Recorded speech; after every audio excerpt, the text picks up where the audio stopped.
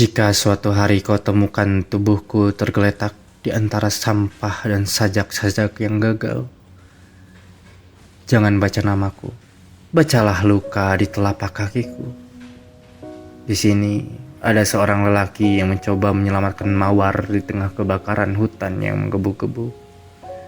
Dan biarkan api itu menyala, sebab ia adalah satu-satunya kebusukan tulus yang tersisa.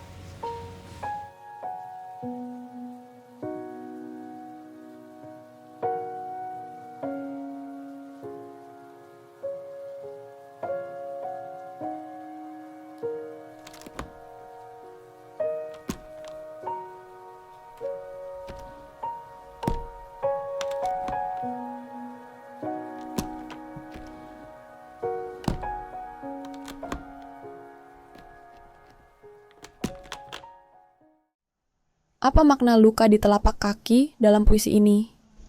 Mengapa penyair meminta kita membacanya, bukan nama? Menurutku, luka itu simbol perjalanan dan perjuangan yang tak terlihat.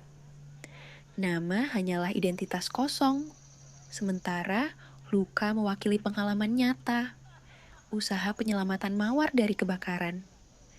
Dengan mengabaikan nama, penyair ingin kita fokus pada tindakan dan pengorbanannya, bukan pada siapa dia. Tapi bukankah menyelamatkan mawar di tengah hutan terbakar itu tindakan sia-sia? Bagaimana mungkin api yang menghancurkan justru disebut satu-satunya yang tulus? Justru disitulah paradoksnya. Mawar melambangkan keindahan atau kemanusiaan yang rapuh, sementara api adalah kekacauan yang tak terhindarkan. Menyelamatkan mawar mungkin simbol upaya mempertahankan harapan di tengah kehancuran. Api disebut tulus karena ia tak berpura-pura. Ia menghancurkan secara jujur, tanpa pretensi.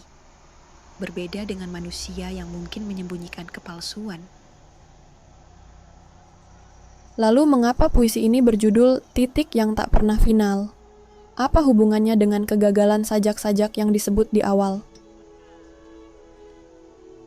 Titik yang tak final bisa merujuk pada perjuangan yang terus-menerus, tanpa akhir. Sajak-sajak yang gagal mungkin simbol ketidakmampuan kata-kata mengungkapkan kebenaran atau keindahan sejati.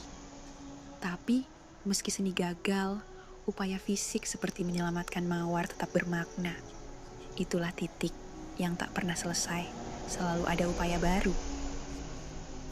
Tapi, bukankah tubuh penyair yang tergeletak di antara sampah menunjukkan kekalahan? Apa pesan akhir puisi ini? Keputusasaan atau harapan? Ini ambigu. Di satu sisi, ada kematian dan kegagalan. Sampah, sajak yang gagal. Di sisi lain, api yang tetap menyala bisa dibaca sebagai keteguhan. Meski kehancuran terjadi, ada kejujuran dalam prosesnya. Bisa juga ini kritik. Manusia lebih mudah mengagumi penderitaan, luka, daripada menghargai upaya hidup itu sendiri. Kalau begitu, apakah mawar itu akhirnya terselamatkan? Atau justru ikut terbakar?